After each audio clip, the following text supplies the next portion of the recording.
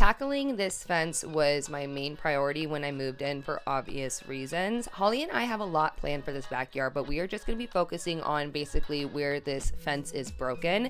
We wanted to test building a fence ourselves because yes, the remainder does need to be replaced, but not as urgent as this tiny section. So it was a perfect mini backyard makeover moment for us to tackle together.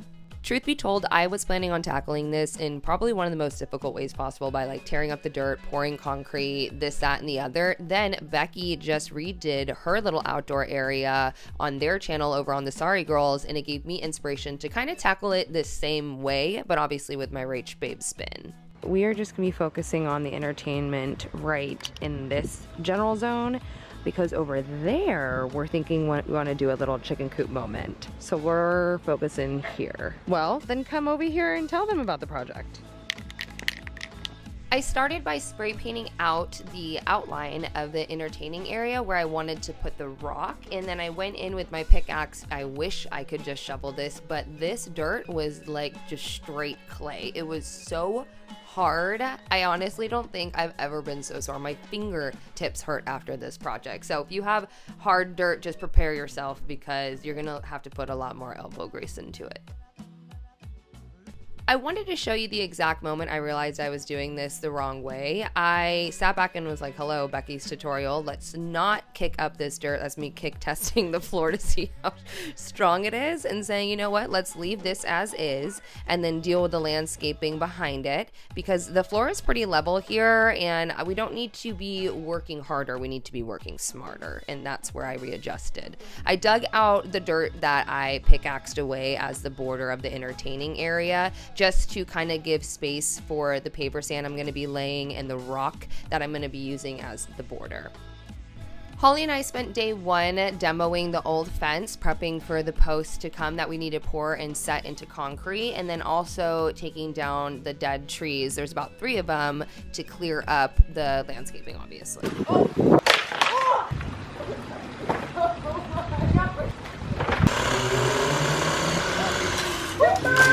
Day 1 was clean up and clear out. Day 2 was me just taking some spray paint and marking where I want my main supports to go, which are the 4x4 posts. You're going to want to space those roughly 6 feet apart per the research that I did and the tutorial I am following.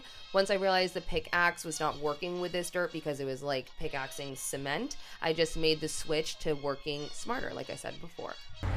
This ground is so hard. I spent a day digging different holes with the pickaxe because the shovel wouldn't work. And then when I figured out that my new local Home Depot rented tools, I was able to pick up this 2-woman auger. Having a partner in DIY is honestly game-changing. It was really cool to be able to pick up this tool for the first time with her, use it a couple of times, have full confidence, move forward, and bust out these holes like there was no tomorrow, up until we literally hit a root, and it took like 45 minutes to get the thing undone from the root because it went so deep within it.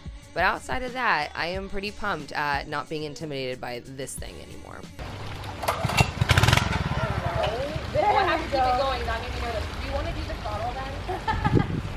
That, I don't know if I can be responsible like that. So funny. Because I'm just so accident prone that I rather. No, I'm there.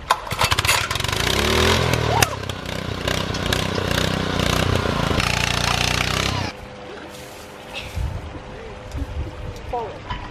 I also should mention, holy moly, I can't believe I didn't mention this. Make sure that you're not going to hit any lines down below. Holly knows her property. This is what she does for a living, property management. She has a ton of background in this. Whoa, that thing flung us. I forgot about that. That's when it got kicked into the root and we had to get it unstuck. But just make sure you're not using this thing or digging deep or using a pickaxe and you're going to hit a line down below. You always want to get that checked and marked if you're doing something like this. Once we had all of our holes dug and good to go, we went in with our 4x4 fence posts, set those into place, ensuring that they are plumb the entire time we're holding them, going in and pouring the concrete all the way to the top, and then bracing it with supports to ensure that it is drying plumb level and in line with one another. Once we had all our posts in place, that is when I can start to gather all of my tools that I'm going to be needing over the next week, basically, to get this thing done. And we haven't had an opportunity to really hang out with Home Depot in the Perspective program, which is the tool review program I've been a part of for a really long time. Well, now we're kicking it back up again, and I wanted to share a couple of tool organizers from Husky, but also do a giveaway to hopefully get you guys some tools to go into these tool organizers and get your workshop or power tool love off the ground. When I am working, I really do love having these organizers on hand because I like to pack it with the tools that I need, have them close by versus running back and forth, even if it is in my backyard. I will be picking 3 winners, 1 for each organizer, and adding a little bit of surprises within each of them. But the first tote that you could win is this Husky 20-inch Pro Tool Tote with a removable tool wall. Now, this is constructed of heavy-duty 1680D polyester fabric, and it is water-resistant material. It also has 5 heavy-duty feet that protect the base with a removable tool wall for easy tool access, but you don't got to remove it if you don't want to.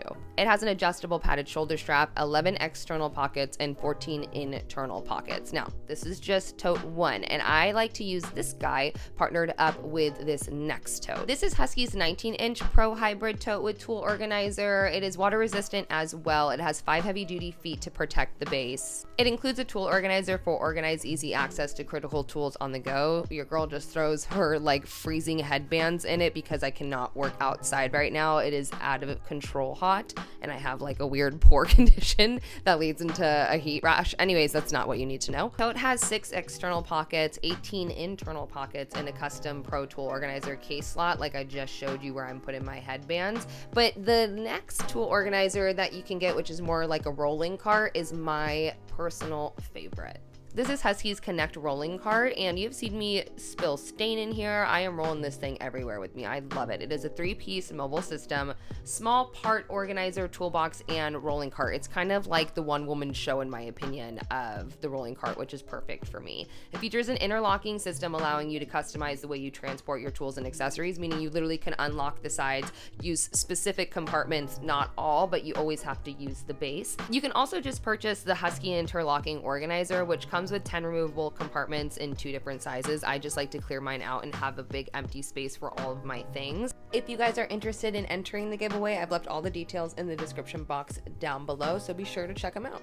Before really packing up all of the organizers, I did want to just work on one thing, which is this old fireplace. I am just going to be turning into a succulent centerpiece, if you will, because we don't need it as a table. We don't need to be placing anything there, and we don't want to be starting a fire underneath those trees. I'm just going to go ahead, use a metal brush to scrape off the rust, and then go over it with a black spray paint. I don't need to spray paint the entire inside where the soil and the succulents will be going, but then I didn't really have enough succulents on hand, so Holly and I had to run to Home Depot for a final trip. It didn't really feel like there was a light at the end of the tunnel at this point because you're kind of just waiting for the post to fully dry before you can see a dramatic difference. I worked on just raking out the land and cleaning up the area where I wanted to lay the rock to have the entertaining area. So that was like my 5th or 6th day. This took roughly a week to complete. Even though nothing has grown here, we are interested in adding some more irrigation to the back because we would like to do landscaping in the future. So I decided to lay a weed barrier down just where the entertaining area was going to be. To give it a more natural flow, we decided to lay paper sand where I pickaxed earlier to add that rock border. And the reason we're doing paper sand is just to give that rock somewhere to sit and not have to use so much of that white rock. I know this looks a little bit backwards, but I'm going to be setting anything I'm planning on putting in this entertaining area here first before we pour the small rock. The decor, furniture, and final touches, honestly, all HomeDepot.com. I have been shopping online recently just because for me, I believe it's a little bit smarter. Also, I don't lose my patience as much by being able to sit down at the computer, measure the space, and browse like freely versus going to a bunch of different stores or stressing out that I can't find it. I'm able to enjoy the decorating process more so than trying to hurry find the perfect pieces that are available just right in front of me. So I suggest if you are executing a space, take a second and order some items first. Let them come and work on the project while they're getting shipped to you. Work a little bit smarter, you know what I'm saying? Now that those 4x4s that we cemented into place are dry, I move forward by supporting the in-betweens with 2x4s, similar to the framing of the original fence that is there now. I secured those all into place, and I got a little bit nervous because I just didn't know if the 4x4s were really going to be supported, so I tested that by hanging on it. I am 120 pounds, and it seemed to hold me up pretty good, so I had faith that this fence wasn't going to be falling down anytime soon. Finally, it starts to seem like there's a light at the end of the tunnel when you start to do kind of pretty things like place plants and pathway pavers and mulch or whatever you really want to start to put down. But the thing I was most excited about was paint, because we are going to be switching out these pink tones for dark charcoal grays and blacks, which again, you'll be seeing over the phases of these backyard makeovers and even a front yard makeover.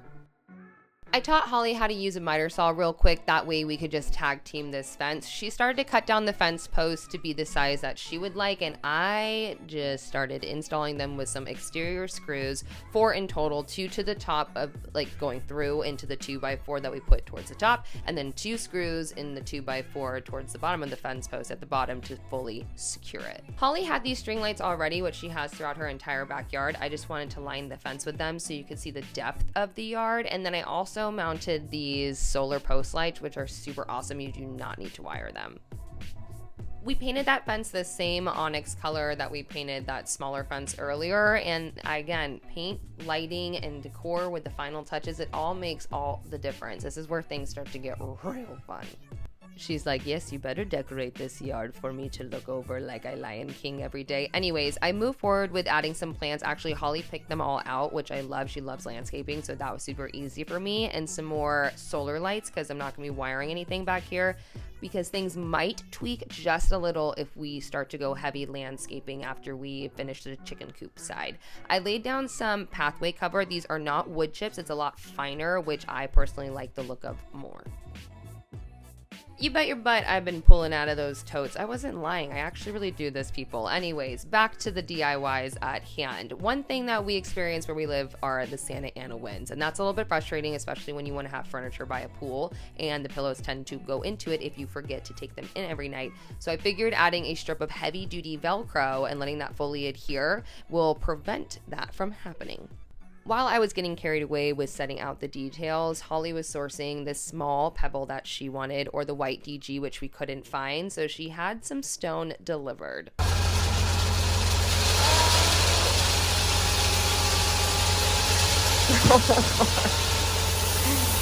God.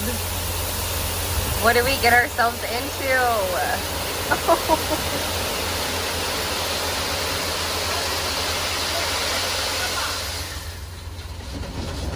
It's literally the size of the couch.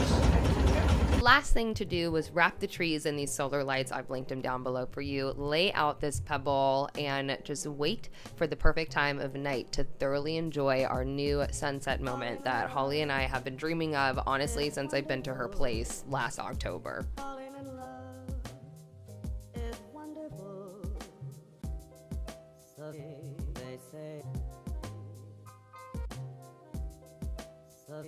They say falling in love is wonderful. You guys, this one was insanely fun, and I think it is so exciting to finally come out with a new video after last week's video. I know that was pre-breakup, but to come out with a video after 500,000 subscribers to really showcase to you what you are more than capable of doing, because this was Holly and I's first time doing this, and I am very pleasantly surprised and proud of what we accomplished. So just remember, tackle it in phases, go slow, but also don't hold yourself back from projects, or when you're looking at a space, how you're like sitting back and being like, I just don't really know what to do with it. Just go over there, start to clean it up, get your hands on it, and do what you can. You just gotta start. Thank you so much to Home Depot for sponsoring today's video. If you guys are interested in winning one of the organizers, again, giveaway details are in the description box down below, along with links to the organizers if you guys just want to grab them yourself. I hope that you guys enjoyed this backyard makeover. This is just part one. We are just getting started. There are two more videos, hopefully, if I'm not about to pass out from exhaustion, coming out this week, just with different deadlines, how they're falling. Then we're going to get right back into one video a week, fully focused, larger scale projects, and I absolutely cannot wait. I love you guys so very much. I will see you so soon, and thank you again for 500,000 subscribers. That is legitimately insane. Husky.